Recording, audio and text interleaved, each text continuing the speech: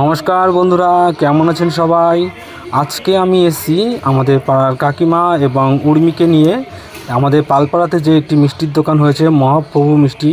আপনারা পালপাড়ার একদম আপ প্ল্যাটফর্মের শেষের দিকে চলে আসবেন, যেখানে আপনি নবদ্বীপের স্টাইলের দুর্দান্ত মিষ্টির কোয়ালিটিগুলো পেয়ে যাবেন। আমি প্রায় হয়তো 20 বছর আগে এত সুন্দর মিষ্টি খেয়েছি। তো এখন মিষ্টির দাম বেড়েছে, কিন্তু কোয়ালিটি কিন্তু একদমই বাড়েনি। কিন্তু এই দোকানটাতে একদম সম্পূর্ণ কোয়ালিটি মেনটেন করে, একদম যেখানে বলে একদম গ্রাম্য পরিবেশে মিষ্টি। আমরা মিষ্টি বলতে মনে করি হয়তো বর্ধমান বা নবদ্বীপের কথাই মনে পড়ে, বা কৃষ্ণনগর, কিন্তু আপনি এই চাকদা পালপাড়াতে এত সুন্দর মিষ্টির কোয়ালিটি পেয়ে যাবেন। আমি এই দোকানে দইটা নিয়েছি, বিশ্বাস করবেন না, সেই দইটা অপূর্ব।